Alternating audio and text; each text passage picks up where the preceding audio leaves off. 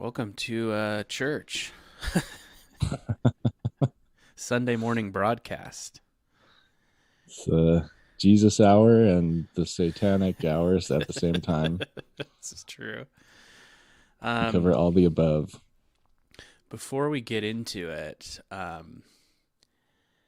did you see the satellite video of that Oh my volcano blowing God. off? Yeah, that is insane. That is That, so crazy. And it made me oh, think of like we could have had, like all atomic bombs basically would have been observable from space, and they would have looked something like that. yeah, So wild. yeah. I, I was like kind of shocked that they got such a great satellite image of it, but then also reminded myself of our podcast and was like, oh yeah, no, of course there Oh, was, wait, that's literal. We're of, just being watched all the time. of course there's a satellite. uh, Yeah, Anyways, it's strikingly clear images. It's really interesting. yeah, that's gonna be kind of a crazy, uh, just new future that we're heading into of global warming, of just having images of like volcanoes, hurricanes, fires, ice caps melting, breaking off. Like, I mean, I know we have a lot of that already, but it's just going to get really insane and scary. Yeah, and there is a silver lining to this kind of technology, which is that like the U.S. and the USSR spearheaded this effort to put these surveillance satellites into space. We talked about how it had this positive effect where it was like in the absence of global government, it's actually a good thing that both superpowers can just watch each other all the time. Um, but now, like, there's all sorts of civilian applications to this technology that's going to be good for the Earth. Yeah. Already, like, people have used it to track deforestation and identify illegal activities of corporations in different parts of the world and that sort of thing. And you know what's So, crazy is we can't do that with our own factory farming. wait, is it like blurred out? that What do you there's mean? well, they're ag gag laws, and like they basically like you can't have ag gag laws were introduced as a response to undercover investigations. They prohibit or restrict recording at industrialized farming operations. So just like, Wait, that's the opposite of what's supposed to happen, dude. The response is supposed to be opposite that. yeah, so that's a fun one in our own backyard. Just just the most horrific things going on with trying to produce our McDoubles, and we're like, oh yeah, no, we'll throw you in jail if you fly a drone or fly over these and take images of any of these. Dude, it's crazy how much our carbon footprint would go down if we just stopped eating beef, Yeah. man. Or even It's just so cut back. right. Yeah, it's like eat one hamburger instead of two a day.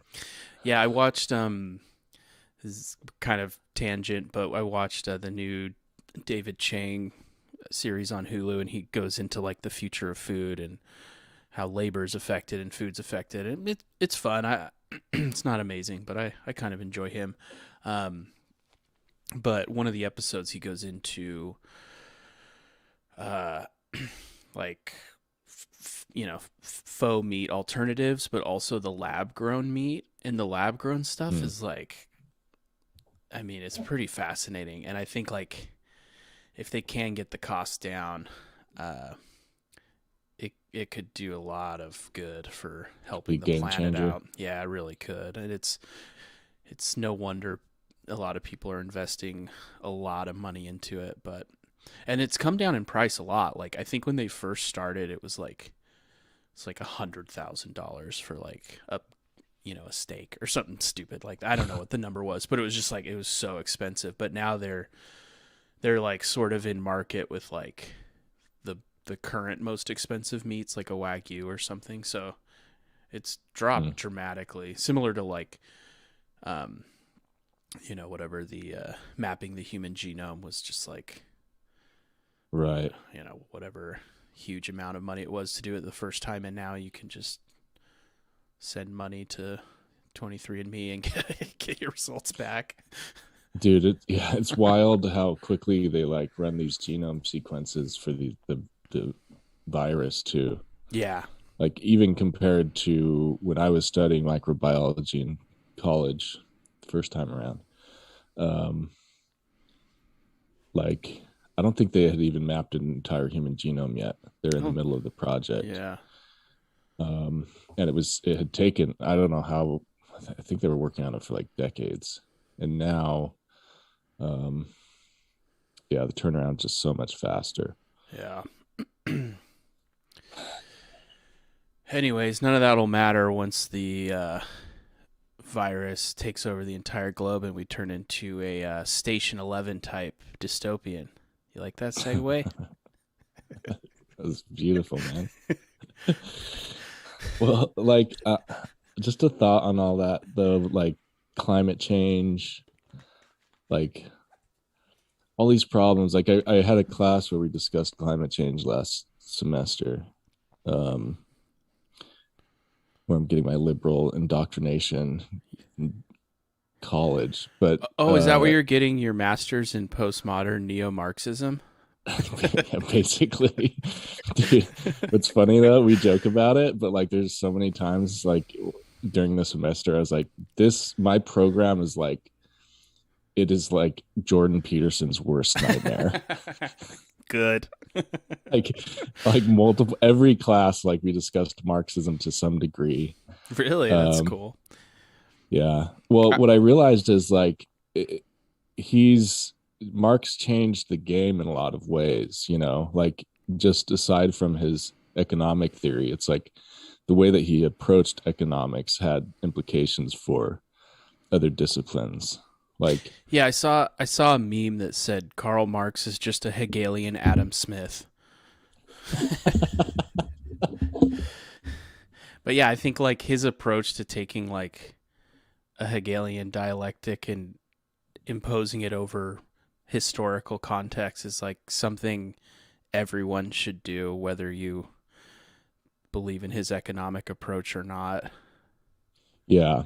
And so like in these other areas, people were like, because it's really interesting because you'll probably remember me telling you like after I read Adam Smith, I had the thought like, wow, this is like really just straightforward. Like he's making observations about what he's seeing in Europe as he travels around, and it's very logical. It's also empirical, and he's just describing like, hey, I think this is how economics works, and here are the implications of that. Then you get to Marx, and it's like I felt like it was much more philosophical, sort of in a negative way. But what I wasn't taking into account is like he accounts for the social in addition to the economic. Mm-hmm. And the reality is there is no such thing as like an autonomous economy. Right. There's no like economy out there somewhere operating. Like we're just in it, we're part of it, it's all around us. And it's just ultimately an abstract idea. Right. So you can't just theorize about the economy without taking into account the social reality, the social realities on the ground. And so it's like, anyway, it led to basically it laid the groundwork for critical theory, which now includes like gender studies. Race theory was next, then like feminism, gender studies, and so on. So what's funny is like people like Jordan Peterson, they hate all this stuff so bad just because it's been so successful. Like, I mean, I don't mean that's why he hates it, but like Yeah. the reason he's made an enemy of it. But it's like, dude, why don't you explain to people why you're talking about it? Like it's a very successful investigative framework in the 20th century. Like especially in the last few decades. Yeah. Um, and there's a reason for that. It's not just because these people are like adhering to an ideology, which is how he Right. frames it. Which, by the way, the reason he does that is because, because it became a game of ideology during the Cold War, you know, and also World War II. Like the idea of having an ideology Right. became very stigmatized. Um, but it's so stupid to assume that you don't have an ideology. Like it's the classic, just white male straight dude Yeah. that like assumes that his like just takes his position for granted. Yeah. Um anyway, what were you saying about Station 11? I don't know. I just know we were gonna. Oh wait, no, you were gonna comment on like global warming and Oh yeah, I was surveillance. just gonna say like so we read a couple books that were talking about like global warming and stuff and like impending ecological disaster, right? And it's like it just occurred to me like while I was studying these different people that it's like, dude, we're in the middle of it. and Yeah. and also like we have been devastating populations and ecosystems for centuries at this point. Like Since Europeans, agricultural like like we have revolution. wreaked havoc. Well, yeah, and then there's that too, agriculturally for a long time, but like just in like the industrial era Yeah. and also like the colonial era, it's like we almost wiped out the Taino people of Hispaniola almost completely. They were reduced from like an estimated 200,000 people to just a few thousand. Um, and, like you think about the genocide in America with like Native Americans and stuff. And it's like, is ecological disaster really going to look worse than that? Hmm. You know, or is it just that like now we're concerned, the people who are on top of the fucking world are like, oh wait, my life's gonna have to change at some Yeah. point, you know?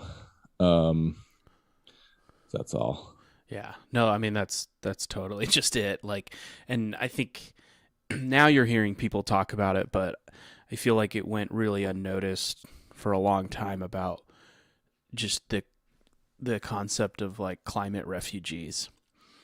Like where do you think Mm. these people are going to go when a lot of these equatorial hubs can no longer sustain like human life when when temperatures are going to be, you know, continually over like 115, 120 degrees in, Mumbai or whatever. Like where they're going to move north, and Mm.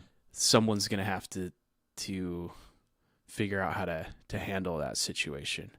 And Yeah. knowing the US like history with immigration, like it's probably not going to be like a smooth ride. I mean, it's already happening to some degree. Yeah. Yeah. So, No, like that's what's so fucked about like not taking in Syrian refugees or complaining about it. It's like, look, we're carrying out a proxy war in another mhm. country. Like, how are you going to be like, how are we going to do that and not even take their fucking refugees? Yeah. Like, or can it be you just don't care about either situation because they're not your neighbors? They Yeah. don't look like you. I Just read gotta. an interesting essay by Bruno Latour about this. Um, and yeah, he talks about like, he basically says that um, the Paris Accord, climate change accord, he's like, there's this moment historically where like all of these nations entered this agreement, and he's like, but immediately understood like there's no way, like we can't have our civilization and try to address this problem at the same Yeah. time. Like there's no that there's we can't. Well, yeah, and it's like And it's in what's that other uh summit they always do, like COP 26 or whatever. Not sure. It's like it's the UN climate. Yeah, so they're on their 26 one, so it's called COP 26. But they go into all these like agreements about becoming carbon neutral, or doing away with coal and stuff like this. And like a lot of people correctly point out, like you have places like India and China to some degree that rely heavily on coal. And part of that reason, especially with India, was because of like colonialism. And they've been cut off from, you know, not only did they industrialize later, but they've been cut off from, different markets and trade and stuff. And so if we can't come up with like a transition stage for these countries, like it's just never going to happen. And Like fossil fuels are going to skyrocket. Like we haven't even gotten to the worst of it yet. yeah, Brazil's in the same situation, yeah, similar. exactly. China, of course. Yeah. And, meanwhile, the United States and the UK is like saying like, oh, we have to get to carbon neutral, or I don't think they say neutral anymore. They have another weird phrase that's like net zero or some like shady, like we're like masking what's actually going Like on. we're not going to reduce. We'll just come up with ways to offset it somehow. Yeah, exactly. And like, yeah, and it's like, well, yeah, we can transition out because we have enough like capital and infrastructure to start pushing that, but even we're not doing that. So who are we to like go around the globe and say like, oh, you guys in India can't use coal anymore, so you're just gonna like not have power for a while or whatever? It's just not realistic. It's just, even the Paris Climate Agreement is like kind of bullshit, honestly. Like, It's just a gesture. yeah. Yeah. Yeah. So yeah, let me try Have another. you seen? Well, I was going to ask. Have you seen Snowpiercer? I've seen the Korean movie, not the TV show. Same. Yeah. Yeah, I haven't either. But that's that the premise of that is ecological disaster, and I've only watched the first few minutes of the first season. The second season just came out apparently. But well, we can get to that later. Can you give us another shitty segue? Yeah. Well, I mean, you were kind of going to do what I was going to do. I was just going to say like these ecological collapse, like, we think of it as like, oh, we're all just going to like burn up and die one day. And it's like, no, it's going to be slow, pretty boring, pretty miserable. You're going to have climate refugees. You're going to have, wealthy people building, walled off neighborhoods up north, like, or on islands, like taking over New Zealand and Canada and like all these places. Yeah. and there's just going to be this slow decline of like a lot of us just kind of like constantly suffering. Like, yeah. Well, and Latour, and again, that's where I say like, yeah, and it's already happening. Like, yeah, if you take exactly. into account like just direct human behavior, like we've just been devastating different communities for so long. Yeah. And they've had to deal with like displacement and disease and just like chronic poverty, like everything you can imagine, like the shittiest, like that's in our world now. It's widespread depending on the region you look at. Yeah. It's and Latour, he points out it's really just depressing thought, but I think he's right. Like he talks about Trump pulling out of the Paris Agreement and just taking a position of blatant denial of the issue. And he makes an argument that like the elite have basically decided, okay, we know climate change, like ecological catastrophes coming. Um, and but the best thing to do about it is for us to try to protect ourselves. Yeah. And so we're just going to pretend like it's not happening, and in the meantime figure out how to benefit the most for, developed countries, and within those, like the elite classes. Yeah. um Well, yeah, because it's like, I don't know the exact numbers, but it was, the big fear was like 2 degrees, right? I yeah. think around there. Well, that that goalpost keeps getting pushed back, and like now people Mm. are like, okay, well, we're definitely gonna hit 2 degrees, but the thing that climate activists need to be working on is how can we live with 2 degrees warming, and then it's Mm. like we're actually on track for like 3 to 3.5. But if we can Mm. stop it at 2 and figure out how to live, it's like, oh yeah, like this is there's this isn't coming back. I don't think, folks. Like it's pretty depressing, and it's like, yeah, do I think like the entire human race is just gonna like be obliterated in 100 years? No, but the way they live is going to look very different than the way we live now, I feel like. Mm. But yeah, on that note, here's my another attempt at a shitty segue. That's one possible view of a dystopian future. Another is from the hit HBO series Station 11. Pandemic. Yeah, which it goes hand in hand with climate change. I don't think people focus on that enough. Like it's like as humans expand into other ecosystems and obliterate certain ecosystems, it's going to cause cross contamination between species. Like there's going to be more people if they're densely populated. We're going to have uh, more and more pandemics. Outbreaks. Yeah, it's going to get real fun.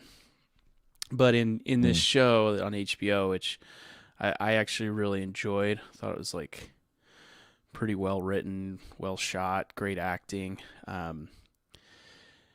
And I kind of wish I knew more about Hamlet. Like I was trying to like recall shit I read in high school. I was like, man, I know I'd be getting a lot more out of this if I was more Shakespearean.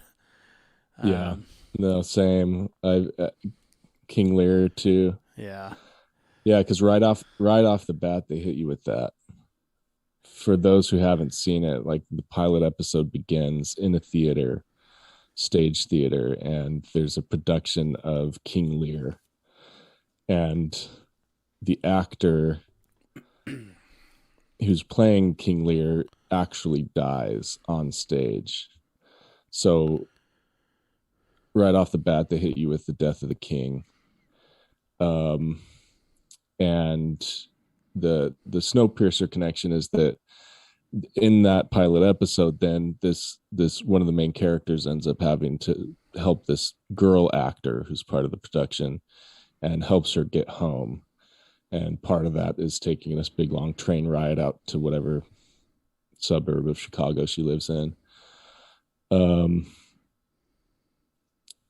so there's just this running theme of like trains and Chicago that we'll come back to, but um yeah, I agree, it's a good production.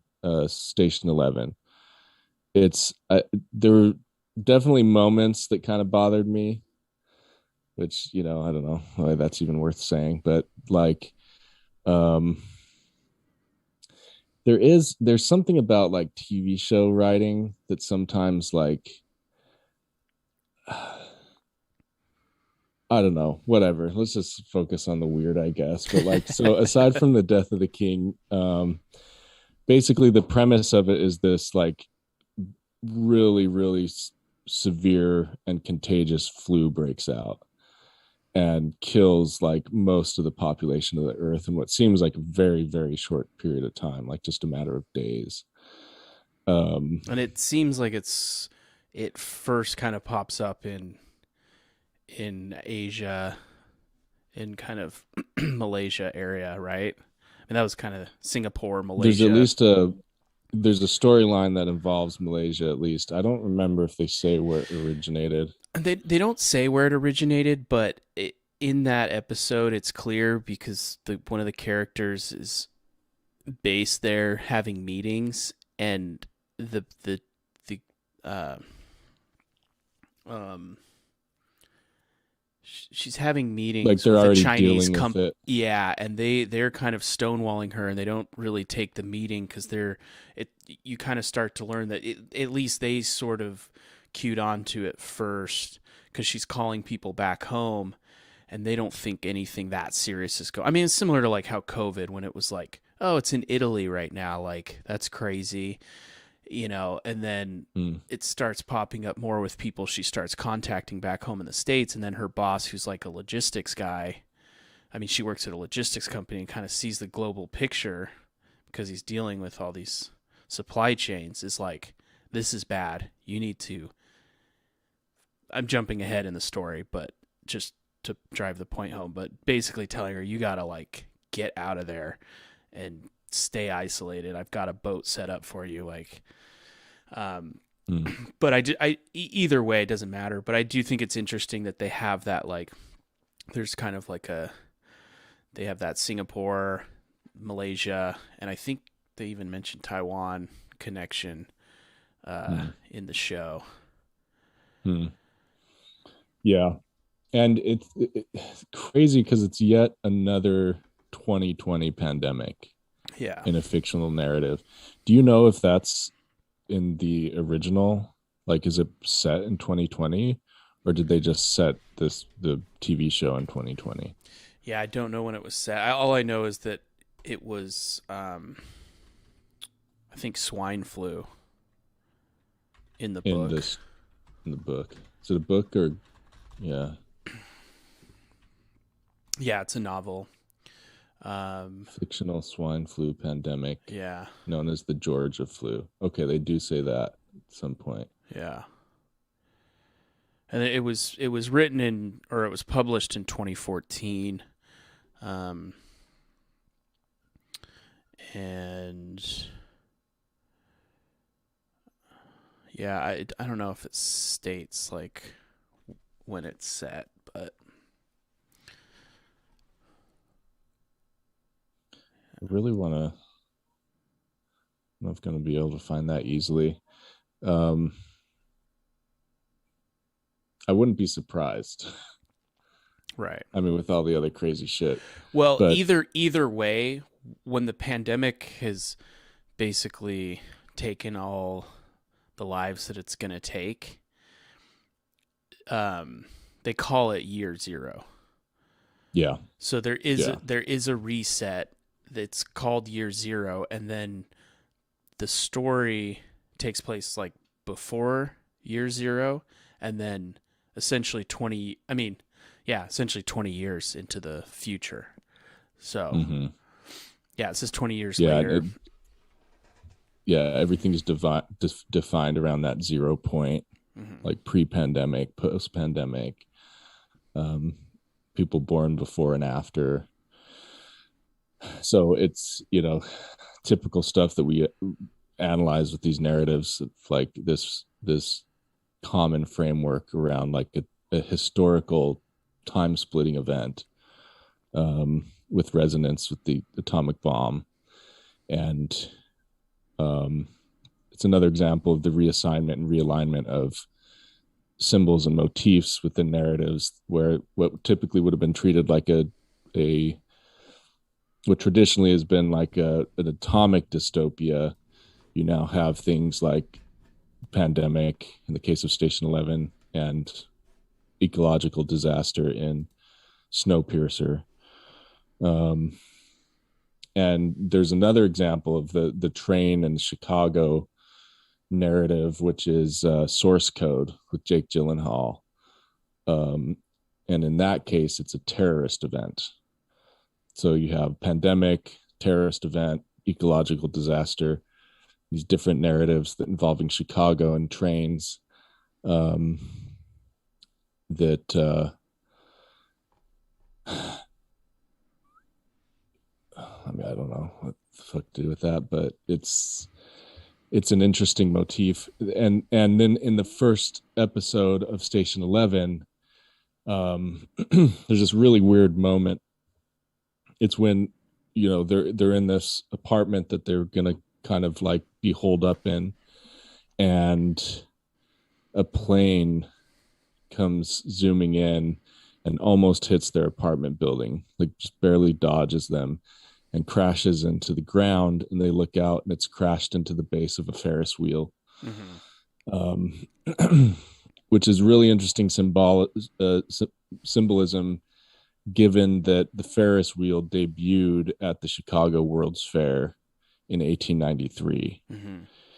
So, and then the crashing plane and like this just averted disaster, at least for them, has resonance with, of course, 9/11. And so instead of crashing into the building, it crashes into this Ferris wheel. And so it's invoking World's Fair disaster, but this instead of a terrorist event, it's a pandemic. Yeah. I mean, there's a lot of the kind of transportation and travel motifs in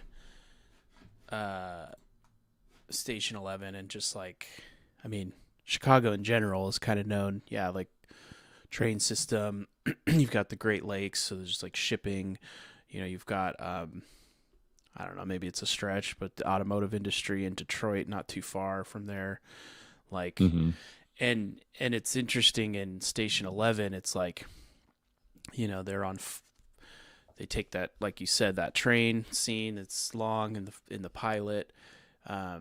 You've got the woman who wrote the Station 11 graphic novel in the within the plot, who is a global logistics person whose family died on a boat during a hurricane, and like. You know, you've got the airport as like a central location for this place, and you mentioned the plane crash and the plane that they end up quarantining, and then you've got, like, you know, after year zero, you've got these traveling Shakespearean actors pulling cars with horses, and like, you know, it's like you said, it's whatever it means. It's just kind of an interesting motif. And then like when you kind of lay it on top of like Chicago's significance of like, or not even Chicago, but just like World's Fair, just like, but specifically Chicago, like these automotive displays and train displays and aeronautical displays. Yeah, and there's another interesting element, which is the relationship between Chicago and skyscrapers, um, which is all wrapped up into the World's Fair history as well. Because, like, and for instance, in the 1933 World's Fair, which is the year King Kong came out, they had like a King Kong on display, an animatronic King Kong at the 1933 World's Fair. They also had the Ferris wheel in 1893, but the central feature in 1933 were these two towers that were constructed of steel, which were the tallest structures in the Western Hemisphere at the time. And it had this sky ride, it was called, where they would tow people across in these boat-looking things they referred to them as like rockets, I think, even, which I was surprised that there was a concept of rockets way back then, at least on that level, like that public of a level. So you have this, like, these steel towers, and Chicago became it's just Chicago's always been famous for skyscrapers. Excuse me. And there's of course the Sears Tower now, but um, I think for a while the tallest building in Chicago was the Masonic Temple. Sick. And it was founded in 1833. And so the 1933 World's Fair was called a Century of Progress, celebrating 100 years of Chicago. Hmm. But both of those World Fairs that have taken place in Chicago were just immense and extremely impressive. I mean, the White City, as it's called, from the 1893 version is just insane. Like, you look at pictures and there's just this colossal statue in the middle of this maybe not artificial lake, but um, you know, uh, they've built around it this city. And what's so crazy is that it's temporary in both Right. cases. So it's showing off just the insane capacity of industrialism to like literally build a city from the ground up for an event, and then just level it later and like use the resources for other things, the materials. Damn, that's crazy. Yeah. Columbian So Exposition? Why is it called that? it was supposed to be on the 400 or 500. Let's see. Columbus was 1492. So yeah, 500-year anniversary of like Columbus coming to America. They were a year late. Classic. um, Looks pretty sick though. oh, it was so crazy. This is like, what is this Herm, dude? I don't know who. Oh, I guess it's Columbia. I'm sure. Ah, I yeah. assume.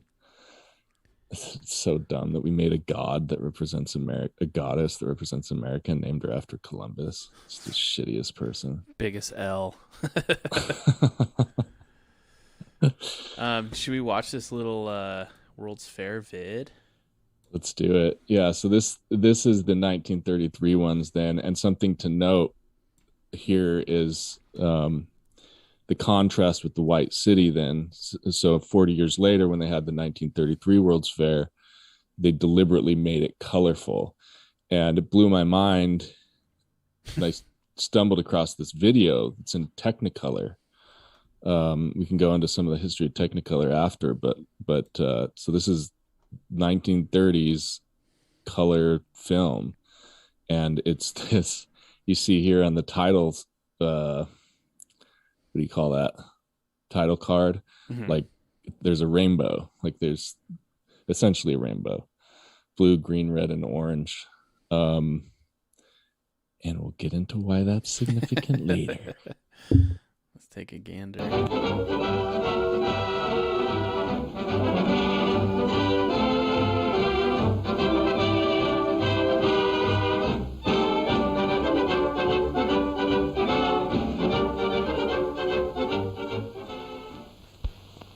Here we are, folks, at Chicago's world-famed Century of Progress, the spectacular fair that was started by a beam of light from the Star Arcturus. People from every corner of the world came to see its magic and its marvels. No less than 22 millions of them came swarming into this colossal show to witness the brilliant handiwork of its modern, unparalleled ingenuity. Here's the famous Avenue of Flags, a beautiful flag-bedecked boulevard, every foot of its All red magnificent flags. concourse filled with an endless stream of pleasure seekers. In gay attire, full of the holiday mood, keying their spirits to the glitter and sparkle of their surroundings, eager participants in the sweep and glory of a show unmatched in the annals of fair making. Like a sentinel commanding the sun, stands the Hall of Science, saluting the waters of the shimmering lagoon. It is a typical example of the regal architecture that is to be found everywhere on the grounds, creating, together with its companions, a skyline of glowing monuments to beauty. Look at this dazzling performance of architectural effort, a symphony in steel and stone and glass, a tribute to structural perfection. With its graceful lines and commanding pylons, it offers a vivid modern contrast to an age-old Maya temple nearby. What is a Maya temple? I don't know. I tried looking it up and I couldn't. I don't know how to spell Maya, I guess, because I couldn't. Or if he's just pronouncing. MEA. That's what I thought, but Yeah, I don't know what he's talking about. yeah, I think he's referring to another structure at the fair or in Chicago. yeah. But yeah, I don't think he ever says. But that's a pretty like decent amount of time dedicated to a Chrysler building. Like this is who our gods were for a long time. Okay. I mean, still are, but Yeah, and think about this. So in New York, what had just gone up, I think, did the Empire State Building, was that completed in 33? But in any case, just before, I think it was earlier than that, actually, 31. Chrysler building was Exactly. 28. So yeah, Empire State was 1931.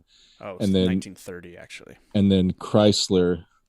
So it's just funny. Like it never occurred to me. It's like, oh, Chrysler. Like that's. It's like I'm like, is that? I thought maybe it was named after a person or whatever, but it's like, no, it's like Chrysler Motors. Like Yeah. they built this fucking building.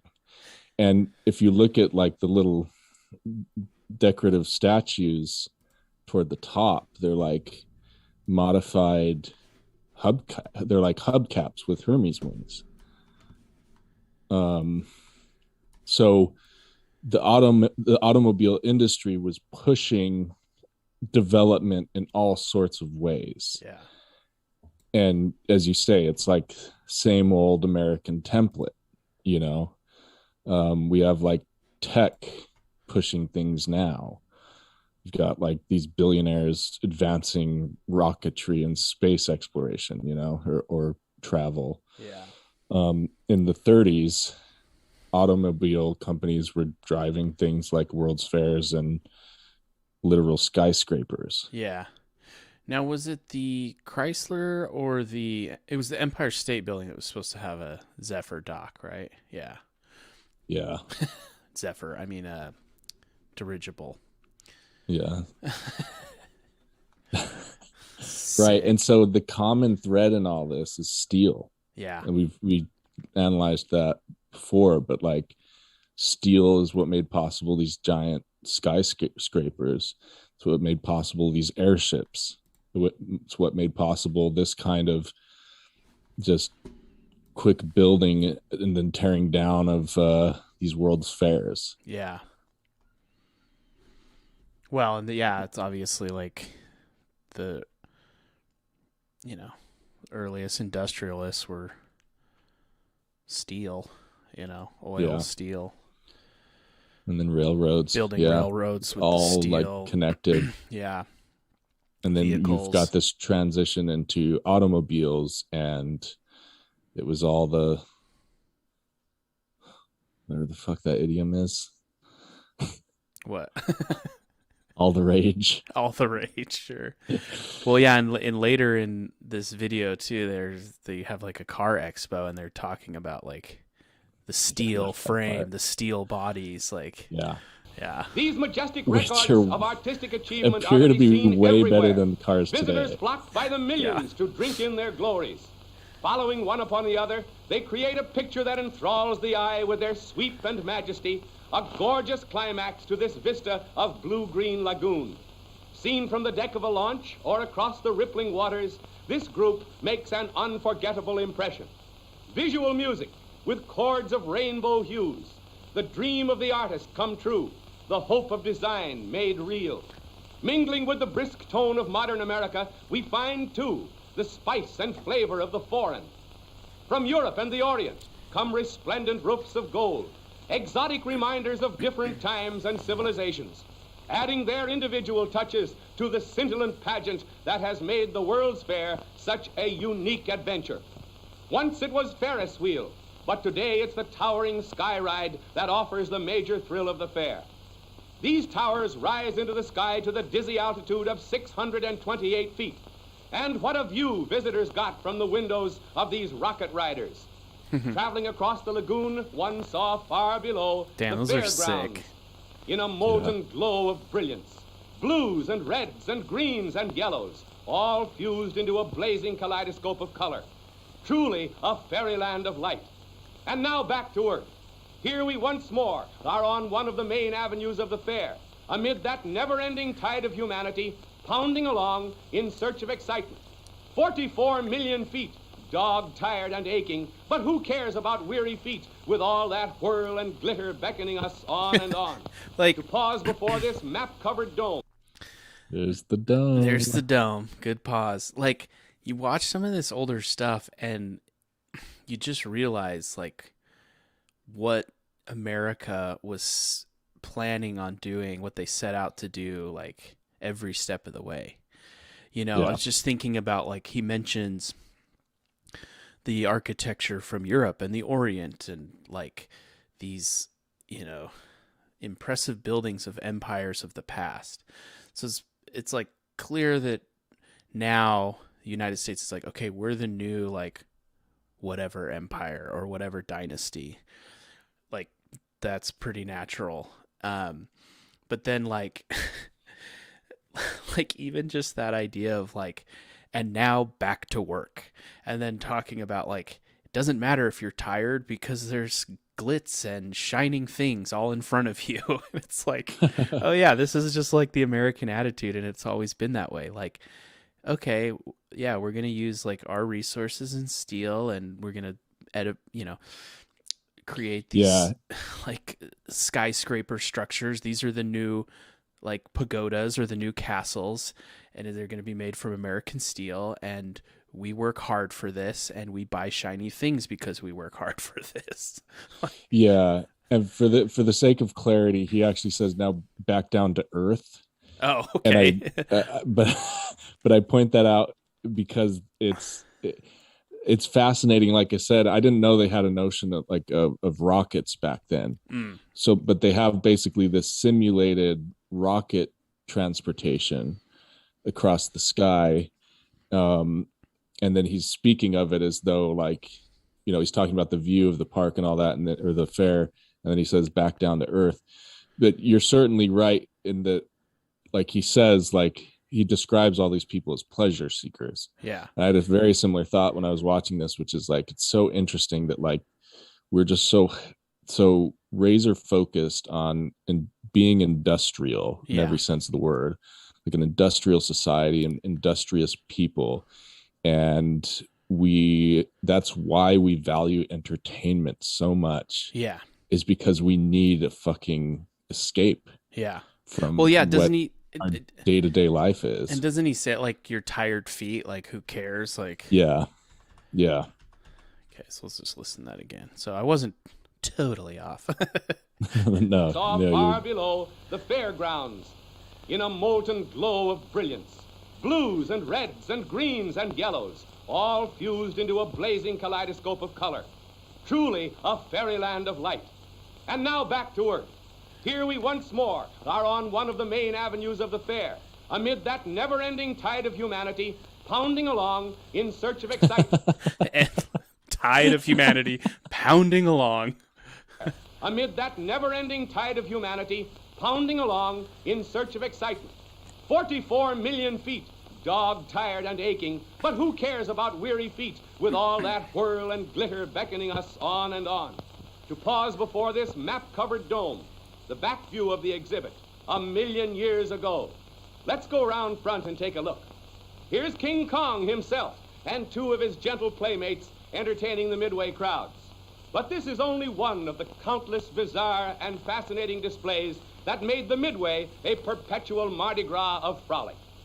The Midway, chief artery of thrills, city of million lights and spectacles, a blaze of flaming color, of sights and sounds and hurly-burly, teeming with magicians, sword swallowers, dragon rides, alligator fighters, Egyptian hotcha girls, sideshow wonders, a midget village, girls? and what else do you like? And rivaling this conglomeration of village, freaks and what fakers else do you are like? the bazaars from Belgium, Germany, France, Holland, and other countries. And Yeah, I mean, probably, I kind of stepped on that a little bit, but like probably worth pointing out that going from like the White City in the first Chicago's World's Fair to like an Emerald City, essentially, with color, using a Technicolor short and referencing like Little People. Yeah. Like, Oh yeah. there's some Wizard of Oz connections there. Oh yeah. And it's gonna get really direct. Not once we explain it all, but yeah, he's focused so much on color throughout this video. Yeah. It was a very deliberate effort. Yeah. Rainbow, molten blues, and whatever else. And what else do you like? And rivaling this conglomeration of freaks and fakers are the bazaars from Belgium, Germany, France, Holland, and other countries, enticing, with great bustle and ballyhoo, the curious visitor with their strange and tempting wares.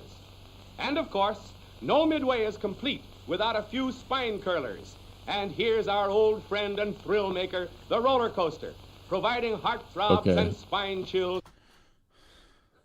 He doesn't point it out that it's called Cyclone, but there's a sign that's there. It's a Cyclone. And so I realized like the one at Six Flags, I'm sure, is modeled off of this. So it's another example of how these World's Fairs were like spilled over into our just mainstream culture. And you had Disney inspired to make Disneyland, and whoever the hell made Six Flags, like there are these attempts to create permanent World's Fairs. Just interesting to see. Yeah, and we covered another that thing, like with when we talked about the 1964 World's Fair and how Disney was such an integral Walt Disney was such an integral part of that, and like it set like he a lot of the technological advances he made for the World's Fair, some of it got in, some of it didn't, ended up at Disneyland with the animatronics and the house, what is it called? Hall of Presidents. Well, and they don't show it in this video, but aside from the King Kong and those other dinosaurs that were there, there's a T-Rex, big animatronic T-Rex at this thing, which is interesting because like when Marty McFly goes to the future in Back to the Future 2, there's this big like virtual reality T-Rex that comes down and like bites him, and it like scares the hell out of him. And Spielberg would go on. Oh, and it I think it's at a theater or near a theater that's playing like Jaws like 15 or something. So it was like a joke. Yeah. Zemeckis to Spielberg. But what's really interesting is that Spielberg would then go on to create Jurassic Park, and which has that famous scene with like an animatronic T-Rex and also like groundbreaking CGI. Yeah. So it's just so wild that like how stuff like that comes together. I don't know how to explain that, but again, you just have stuff that it's surprising to see that there's inspiration way back at these like World's Fairs that were just like really impactful. Yeah. Plenty. All kinds of visitors came to the fair. Here is Admiral Byrd's flagship, back from its adventures in the lands of snow and ice, to take a dominant position in the aggregation of queer craft and roaring planes that came to roost on the waters of the fair. In panorama, the north end of the fair presents a vista of sheer beauty, a glamorous setting for that galaxy of architectural gems. Seen from above, their commanding grace is clearer than ever, casting over the scene a compelling note of progress, breathing forth the true meaning and spirit of this World's Fair. Colors, tones, shapes, all sharply etched in brilliant design, a harmony of effects that captivate the mind. And now we come upon a most unique structure, the Travel and Transport Building, presenting a dominant phase of industry in its most commanding aspect. Building. A triumph of architectural design and balance. Bold and austere in line, it serves as the symbolic landmark of that section of the fair dedicated to travel. And here is transportation in its most modern, thrilling expression. the Temple of Champions, Again. with its clean-cut lines and splashing fountains, mingling beauty with utility. A proud symbol of the world's century of progress, stressing in particular the most universal mode of individual transportation. In the shadow of this modern architecture, crowds come daily to see how cars are subjected to acid tests of endurance. This miniature track, with its 45-degree This is so side banks crazy. and its saucer turns, It's so is good. the proving ground of car performance. The pit in the center, affectionately called Death Valley and Punishment Pit, subjects a car to a grueling examination of fitness. It looks as though something is happening. Let's go down and see. Here is a real surprise. Harry Hartz, national racing champion and daredevil of the racetrack. No fashion shows for Harry. He's going to show us the real points of this thoroughbred. All right, Harry, let's go. He's off in a smooth getaway, and now watch him go. 35, 40, 45, 50 miles an hour, zooming madly around the track, having the time of his life. And these mobs watching him are getting one grand thrill. Listen to those tires screech and scream as he takes the curves. Look at that car hug the road like a beetle. Could a racing model do better? Here he comes again on the far side. Watch out! That's the That was most Harry up to insane his old shit tricks right there. again. Beautiful That's so balance to that wild. car. Did you see him take Just that 45 blasting degree up off incline? Beelines it onto this Old 45 racetrack degree fever. angle. Here he comes again. That's like got And again no he takes that transition. It's just thrilling kinked. hill. I'll say that car has It's balance. like- it's I can like a see now why she was skateboard chosen trick. the winner. Yeah. And now watch Harry come down the ramp at full speed. Here he comes. Almost dies there. Just He almost must be awfully endos. confident of that car he's driving. And now he's away again, burning up the track with smooth, unadulterated power. Here he comes down the ramp. What's up, Harry? Oh, a trick. Stopping in the middle of a hill. He must have perfect brakes to get away with that. Now do it at full speed, Harry. It's just so And there interesting, it like, is. how Hell-bent for novel that horseplay. was. Yeah. Up, down, stop.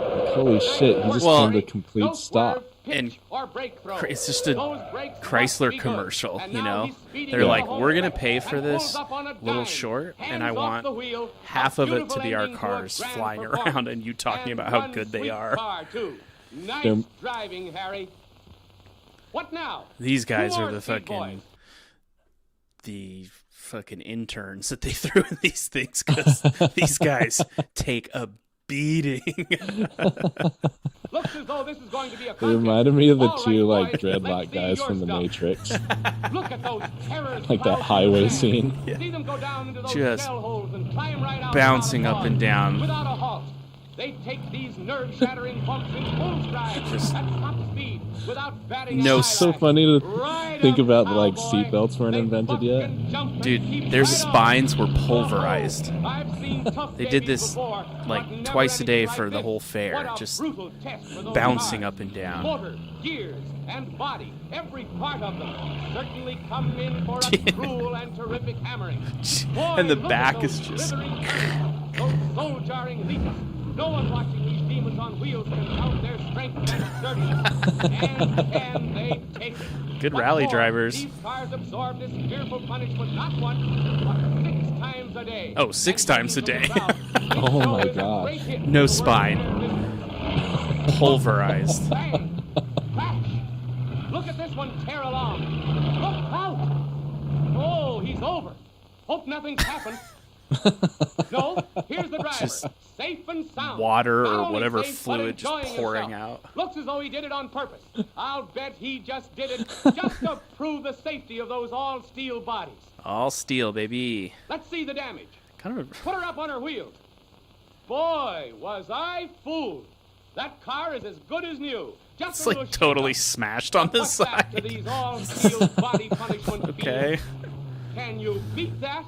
Does start Off up and on rip his own though. power again. I Yeah. bet all you folks are wondering what kind of a car that is. Why, it's a Plymouth. My hat's off to that bus. Those high-geared performers never falter. They are the actors in a show that must go on, which does go on, not once or twice, but 6 full times a day. Every single Jesus. day, week after week, month after month. And with the tenacity of real champions, they keep right on, unmindful of the exhausting effects of the most thorough test ever devised. Jesus. Thus exemplifying real achievement, real progress in motor car safety and construction. Let's give I those love how drivers there's, and like, those sturdy cars it doesn't a seem to be great big organized at all. hand. They're just literally ripping through Yeah. this course as fast as they can. No.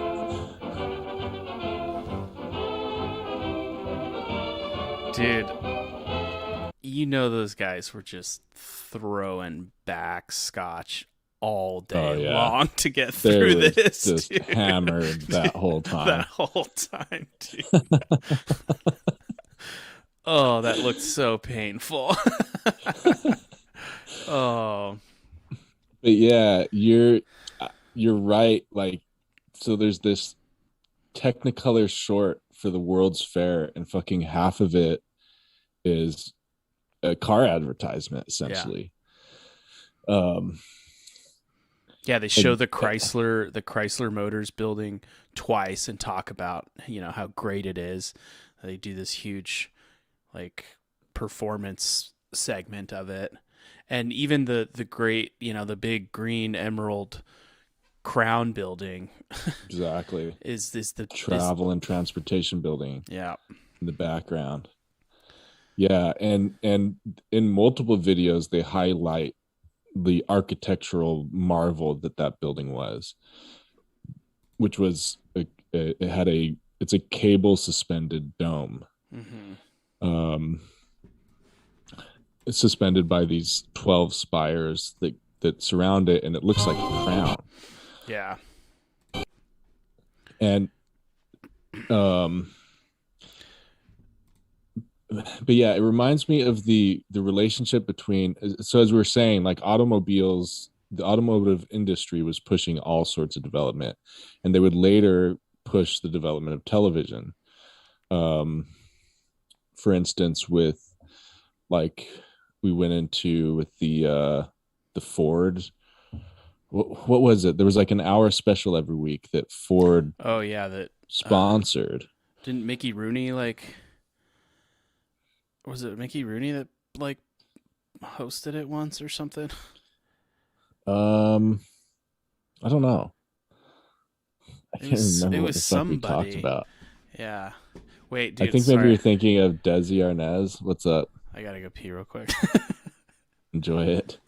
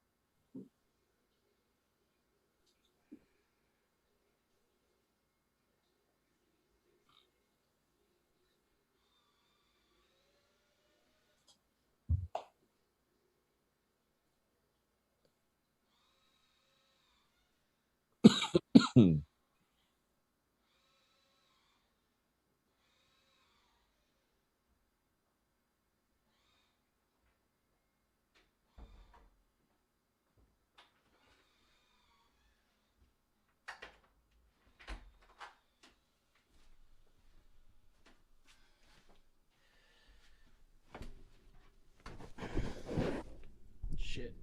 Sorry. No, all good. I forget that we're live and streaming. Oh yeah. and Sorry I'm to not our. supposed to do that thing that I just did.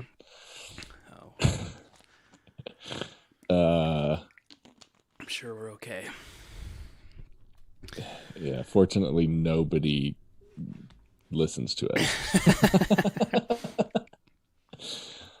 We're actually going to put all our recordings on a satellite. This is what this whole project's about, and just send it up into orbit, and hopefully one day someone figures it out and retrieves it.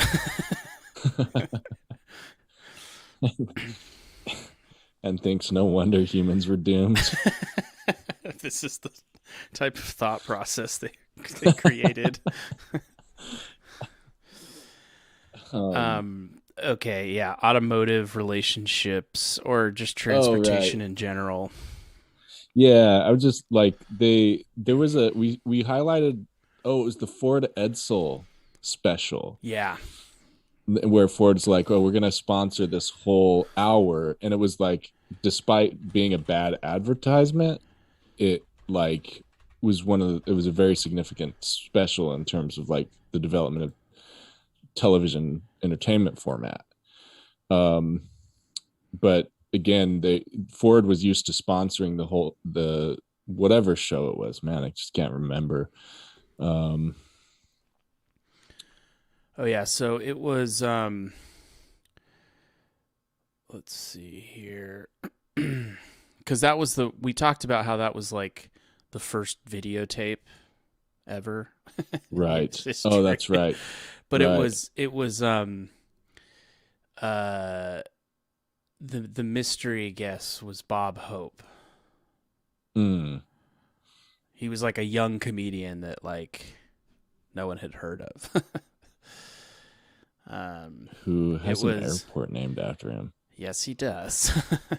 But it was, it starred Bing Crosby. They had like Frank Sinatra, Louis Armstrong, and then Bob Hope. So that's like where his career got started. I thought there was somebody else though that had some significance. I think there was, but I don't think we found it in a Wikipedia. Anyways, it's not that important.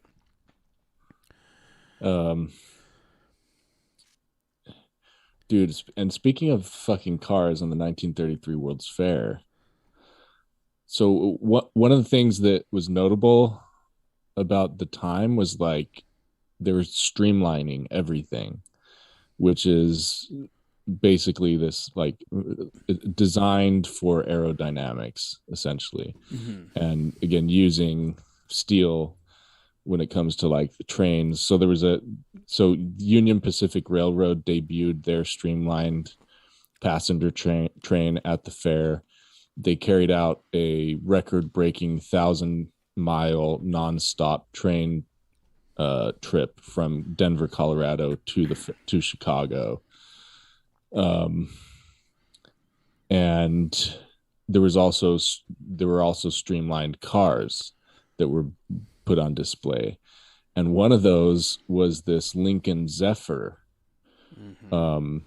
So Union Pacific named their train, I think it was the Pioneer Zephyr, and Lincoln named this car the Zephyr, which is derived from the Greek word for wind, or the not the Greek word for wind. There's a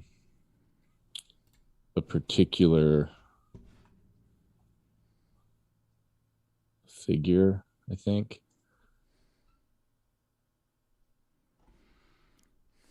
Oh, I didn't know this. The word actually just means a soft, gentle breeze in English.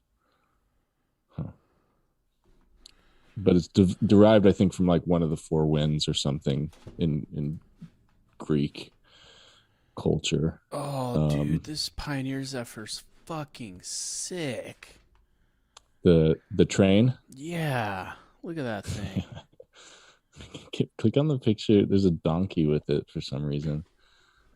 Where? Top right, yeah. Barely see it. Smallest picture ever. Thanks, Wikipedia. It's basically just the Snowpiercer. Yeah, totally. It's not zooming in, folks. I'm sorry. But let's see, what does it say about it, though? The passengers included Zeph, the burro, that rode in the Zephyr on the dawn to dusk dash, gather for a group photo in front of the train after arriving in Chicago in 1934. Zeph, the burro. Yeah, so it's it's just so interesting how many like firsts there are, mm-hmm. which we fucking love talking about, because usually because of human sacrifices, but in this case, like, I mean, the World's Fairs are just huge like events. I mean, the way that it's starting to crystallize in my mind is that they're basically like the propaganda moments before film, mm-hmm. And there's film of some of these, obviously like the one we just watched, but like as television and the film industries expanded, these motifs and these techniques that were refined and developed in World's Fairs are utilized all over. Like they've been decentralized from these, both in terms of time and space, from the World's Fairs, but you have constant reference back to them because of how impactful they were on our cultures. And then you get shit like this Lincoln Zephyr, which was the prototype or the template for, it essentially became the Lincoln Continental, which of course we know JFK was in when he was assassinated. Yeah. So it's on display at this 1933 World's Fair. He's later assassinated in one on the 33rd parallel on live television. I think it was actually live. Like some people saw it live, if I'm not mistaken. I might be mistaken, but there's, it's caught on film or, film, of course. There's a famous video of it.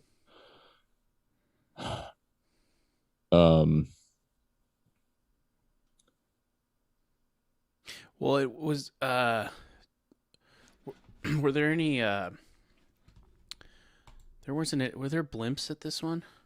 Yes. Yeah. So as you said, just heavy transportation theme. So there, not only blimps, but one was specifically the Goodyear blimp. Yeah. Okay. That's what and then Germany had one. So this is really interesting because this is the year that Hitler, I don't know why I'm laughing. The year that Hitler became chancellor. I guess just like history is absurd. So fucking wild. Yeah. Yeah. The absurdity of it. I think it's the year he became chancellor. But it's just so fascinating to me that you have this German Zeppelin there. It's not yet bearing the Nazi symbol, but you have the American version, which is a floating advertisement, a private company owned. It's not national. Yeah, with a Hermes symbol on it, by the way. Yeah, but a company that had worked with the government in 2 world wars, creating blimps for them. So it's the exact same thing that we see with like radio, right? And that we see with AT&T, where it's like when the U.S. needs it, they just fucking, at wartime, they literally like take some things over, or they just start working directly with these companies. And then in peacetime, it's like, all right, have at it now with this technology that we just developed together to defeat people in wartime. Yeah. So it is so fascinating to see how long the U.S. has been doing that. Like, yeah. And they're literally saying with this World's Fair, like, this is our move. Yeah. Like, look what we can do with private industry.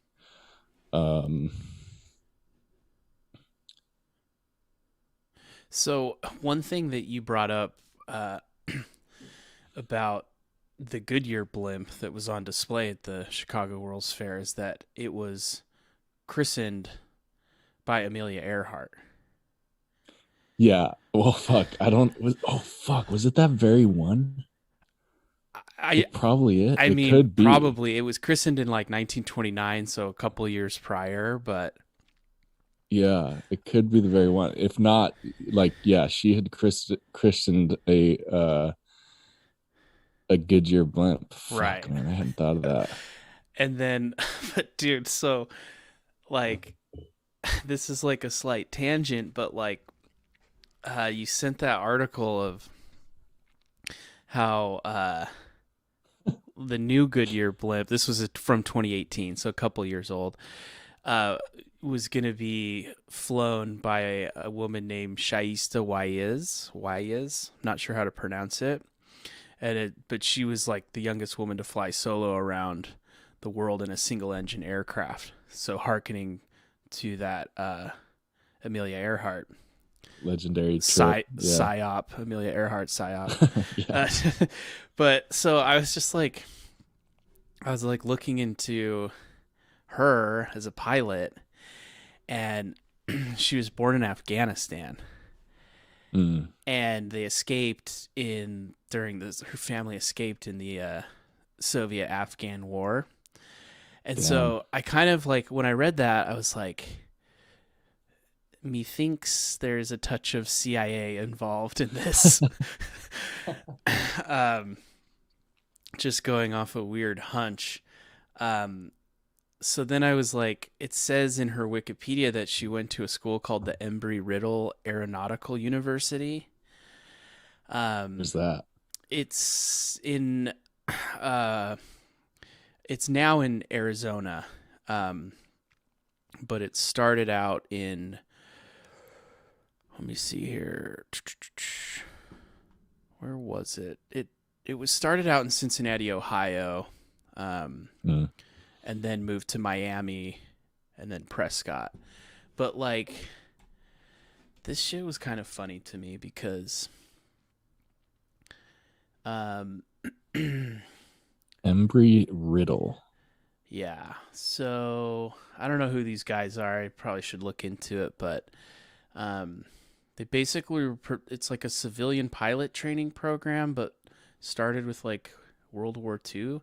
But it says alumni of this school include the future president of the United States, John F. Kennedy. Oh, fuck. And then I just went to like their alumni list, and it's literally. Is he a pilot? I don't know, but he went to that school. Oh yeah, my God, he was a dude. bomber, I think. But then you look at the alumni, and it's literally just politicians, astronauts. There's like one or two athletes.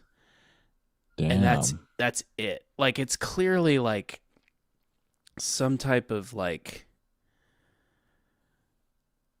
I mean, close, like, it's obviously like a weird, like, backed, like, political flight school.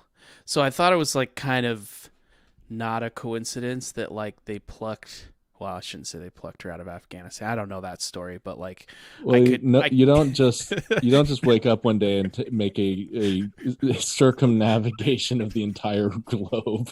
Like, that takes some major planning and shit. And then sign on to be a Goodyear blimp pilot, but you also escaped the Soviet-Afghan war and just got wild, thrown into this like astronaut school, basically.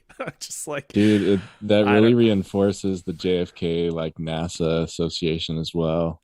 Yeah, like, exactly. It just runs deep. Yeah, like was he a pilot? Like in, I don't know. He was. I think he. His I remember there's some service? story where he like went down in the Pacific and like swam a crazy length of like a crazy distance and saved someone or something. It's viewed as like one of the things that really was a game changer for him because he wasn't that impressive as a kid. He was like a underperformer compared to his older brother apparently, but like his older brother died, I think, and then he kind of like stepped into his shoes. Yeah, I think it seems like he was just Navy. But yeah, when he got back, he went to flight school at that place. That's interesting. Yeah. Well, and then to think of like the flight school connection to 9/11 and shit. Like, it's just kind of weird. But literally, dude, there's like astronaut, CIA operative, astronaut. Which, by the way, wasn't W like the school he was at in Florida reading it's probably this to one. Kids.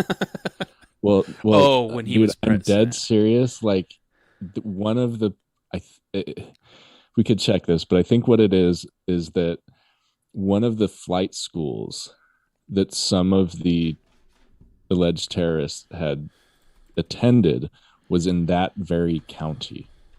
Oh, really? Yeah. I mean, wouldn't surprise me. Yeah, I mean, it's just one of those things that's like, And then we flew all the bin Ladens out the next day. Like that was the only approved flight in America.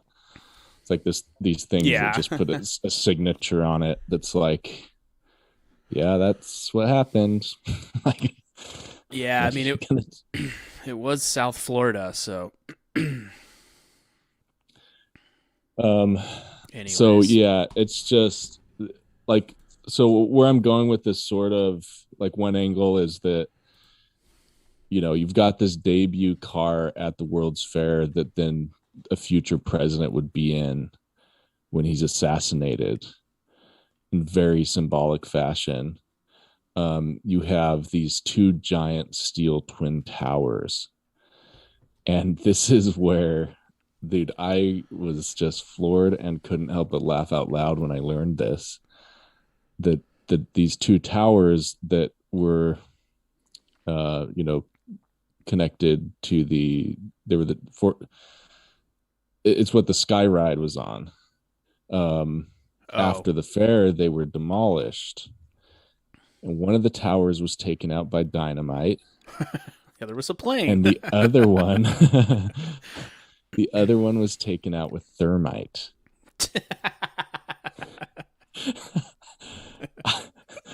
So, which for anyone who's seen, like, dude, that is just so fucking crazy, dude.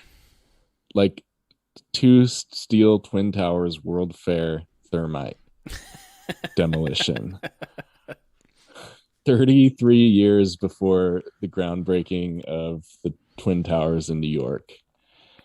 And what was that BYU professor's name? Oh yeah, they got fired. Just like, yeah, just kept pressing this point so hard they finally fired him. He's like, yeah, I've analyzed all of these different dust samples from the World Trade Center from 9/11, and they all have thermite in them.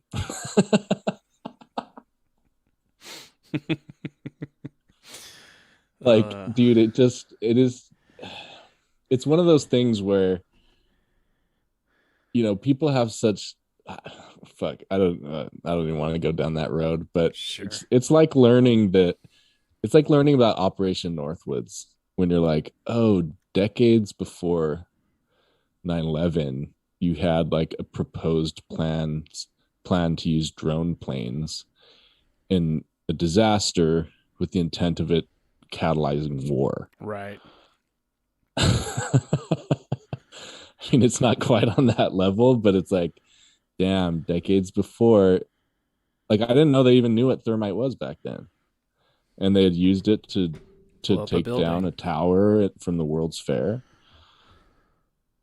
To be clear, they just like took out the base and it toppled over, but still, like, yeah. So you have these like outsourced things from the World's Fairs that are later interwoven into these global events that are traumatic. Yeah. I mean, it says thermite was discovered in 1893. Damn, that's the year of the first Chicago's World Fair. Patented in 1895 by a German chemist.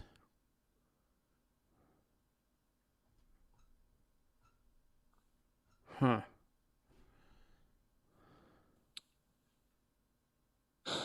So let's talk about the Oz connection. Right. Which is just literal and direct. Like, it turns out. Well, it's not like Judy Garland performed at the fair or anything. Wait a second. Yes, she did. So, well, dude, this again was just something that just blew my mind because of how significant, like, the Wizard of Oz is in the world that we investigate. Like it never occurred to me. I don't remember when I found it, but I was just reading up on, I guess it was with the first World's Fair, or Frank L. Baum, in any case, so he moved to Chicago from, I think, South Dakota, like as they were prepping for the World's Fair. And so he was in Chicago for the first World's Fair, and scholars believe that like the White City of the fair is what inspired the Emerald City in the Wizard of Oz. So in other words, like Oz in the Wizard of Oz is the fucking World's Fair. Yeah. And so then to have 40 years later with Chicago hosting again a shift from a white city to a very deliberate like colored city, Yeah. and to have Technicolor filming it, which of course one of the most famous Technicolor films ever is The Wizard of Oz in 1939. Fuck. So it's this repeat of history again, and this exploitation of new form and media. And yeah, fucking Judy Garland was in Chicago performing at. I want to see exactly what Well, her involvement was. and the Little People's Pavilion that they point out, but then also, I mean, just look at the dome crown building that they built and like painted green and gold. Yeah. And this is interesting too. I don't know, like, I'm assuming this was just like a pavilion there somewhere, but just on this title card of this 1933 World's Fair video, just calling it Magic City is like kind of interesting. Yeah. Because that's not frequent yeah. in multiple videos, frequent reference to it as a magic city. Yeah. Yeah. And yeah, here it is.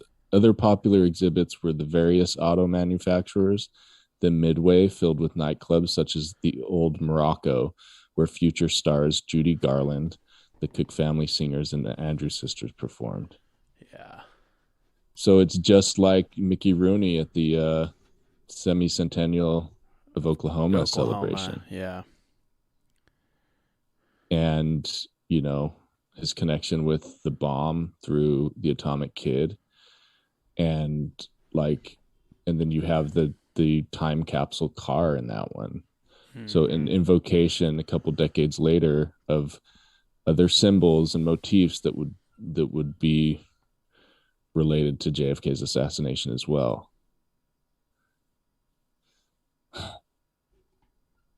Man, the artwork's really sick. Yeah. Like, look at that shit. Yeah, I love it. It's almost like Art Deco hasn't gone full geometric yet. So there's still like elements. It's almost like a fusion between Art Nouveau and Art Deco. Yeah. Like that poster's really tight. Yeah. You got a plane, Zeppelin. Just, I don't know what the fuck these guys are working. Gears, buildings, skyscrapers. One thing, we should actually watch this with the sound on. I know I was playing it in the background, but he says a couple interesting things about the buildings. The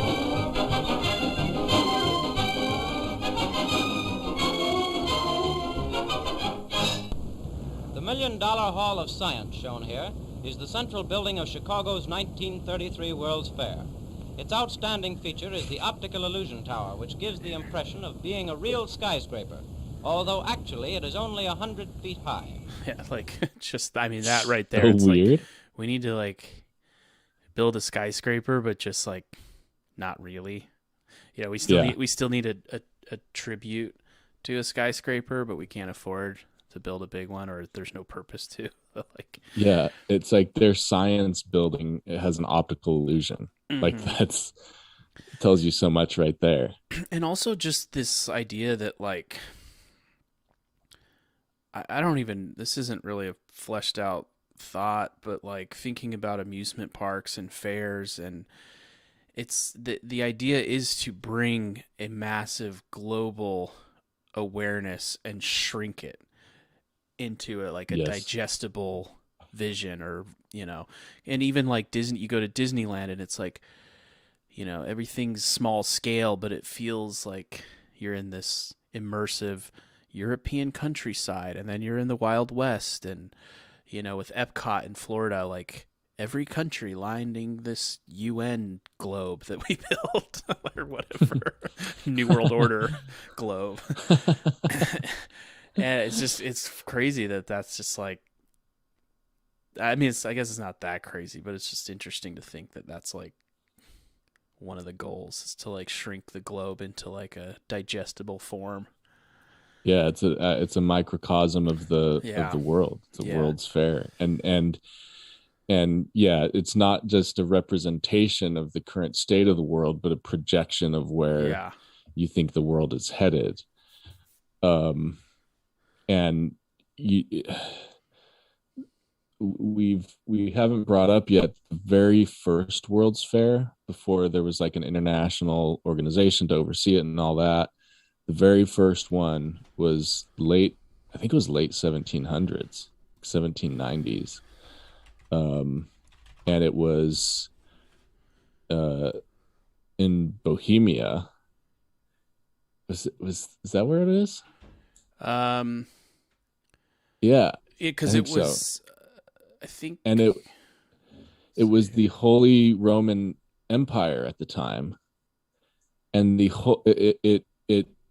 its purpose was to show off industrialization, which was brand spanking new, and part of the event was the coronation of the Holy Roman Emperor, Leopold II. Second, yeah.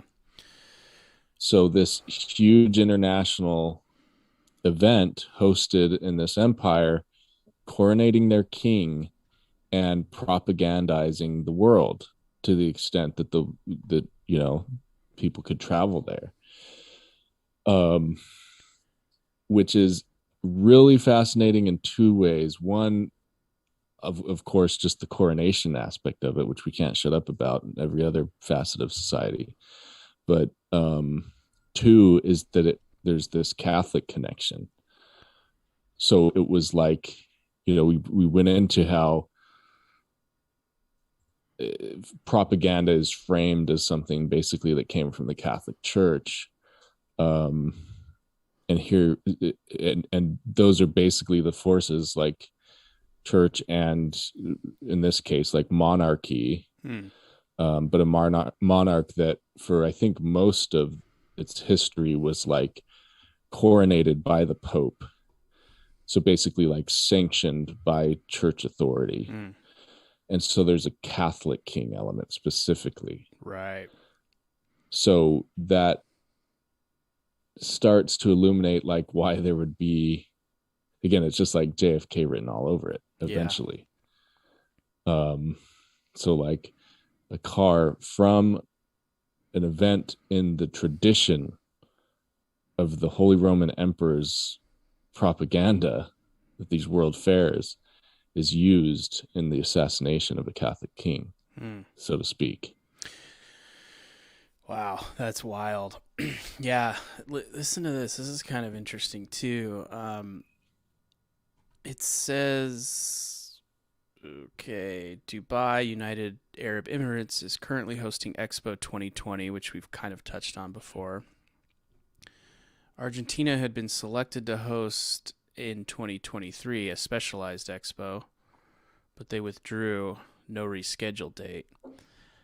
And then, because I only bring this up because of like, we've talked about Olympics, World's Fair, because it just doesn't seem like the World's Fair has like that much importance anymore.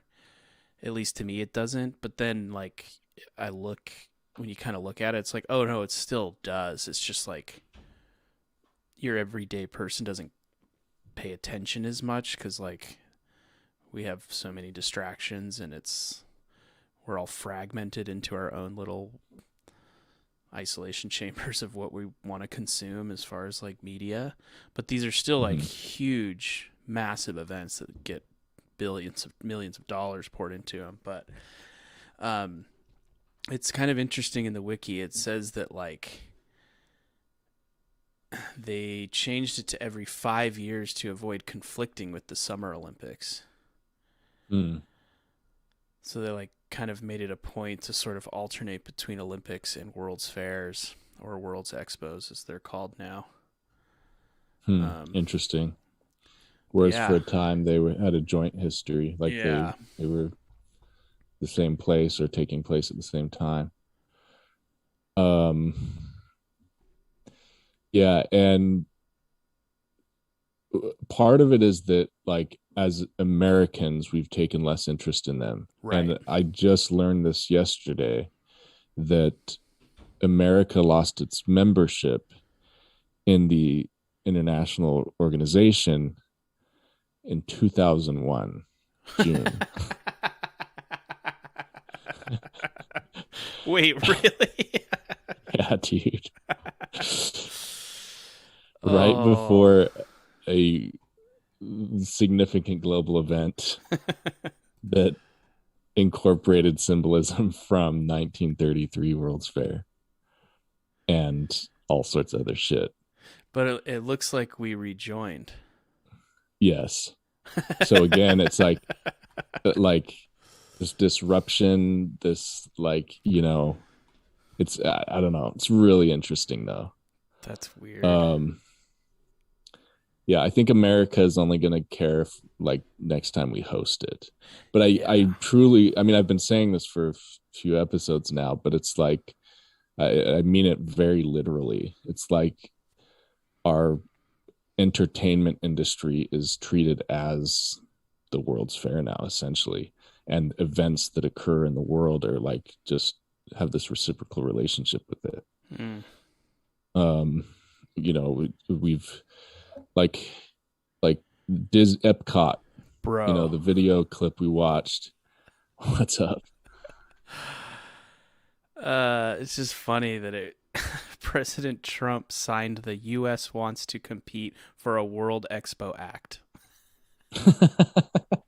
Of course, that would be. He definitely wrote that title himself. Definitely wrote that. That's amazing. Minnesota was looking to host a specialized expo in 2023, but I don't think that's happening. Which again, that's kind of like, it's interesting. We're like really deep in the Midwest today, because like not only we just talking Chicago World Fair, the automotive industry in Detroit, but also Station 11 just takes place completely in the Midwest in Michigan, right? Michigan. And one of the things the logistics person, when she calls Chuck and finds out what airport he's at, she's like, you know, you're on an island, right? There's only one road in. Like, you're safe there. Like, you need to like lock down protect your area and don't let that plane bark. What do you call it? Disembark or no, when the people come out. Is that what it's called? Disembark? Whatever. But yeah, so anyways, kind of and you mentioned that plane a couple times, but one thing that's notable is like one of the main characters burns it. Yeah. And burns it to the ground, and it becomes sort of like a sacred like memorial to the community that lives in the airport. And it's also the plane is named after a Native American word. What's it called? The Gucci. Let me look it up. But I find that just like an interesting symbol of like this. Oh, these people in the Native American named plane being sealed off, dying, and then getting burned, and then we erect like a shitty monument there to be like, thanks guys for your sacrifice. Yeah, dude. I was gonna say earlier that we talked about the American notion of progress that's so ingrained in these events, and it's really messed up that like our racism, our brand of racism is tied in with it completely. It's not just like, oh, other races are inferior.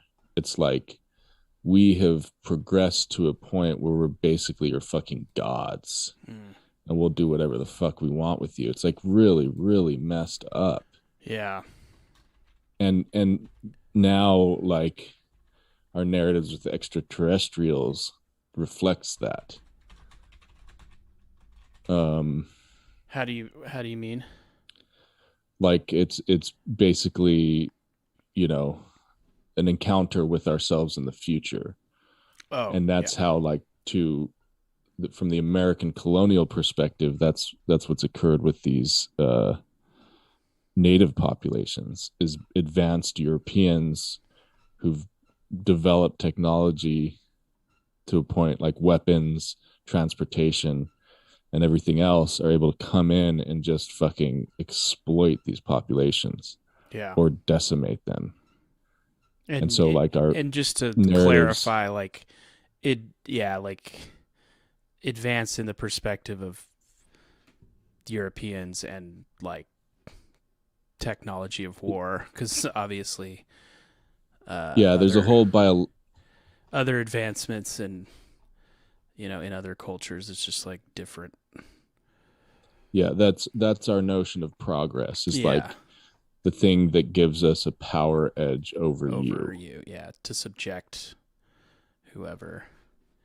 Damn, what is the name of this plane? It's from I just remember they mentioned that it was the name from the Ojibwe tribe, which I think is like Mm. in that region. Mm. But yeah, I don't know. It's pretty intense. Is that what it is? Ojibwe tribe? Oh no, Ojibwe. Sorry. Okay, yeah, I read that, and I wasn't familiar with the name. Yeah. I didn't realize it was Native American. Yeah. Crazy. Well, I think that's probably a good place to wrap up. I gotta do some stuff today, but Cool. I do want to just say, like, please. The Amelia Earhart thing. So she christened a blimp in 1929. Yep. 89 years later, this Afghan American girl is christening the latest version of the Goodyear blimp, and it was on the 100-year anniversary of that hangar, the Goodyear hangar in, what was it, Ohio or something, again, Midwest. The Wingfoot Lake hangar. Yeah. And that's the one that was involved in both world wars. It manufactured blimps for the military, and created the first class of airship pilots ever for the military. They were trained there. Mm-hmm. And the date, so it's the 100-year anniversary of the hangar, but the specific date was the day that Amelia Earhart christened her Goodyear blimp.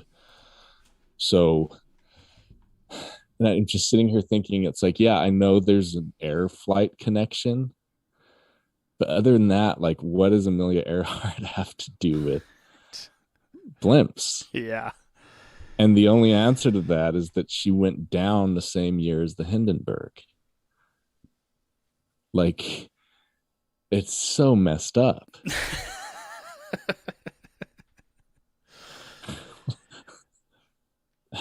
Okay, now we can end. Wait, but real quick, you mentioned there's a German company called Zeppelin that built. Yeah. They built the blimp or the hangar?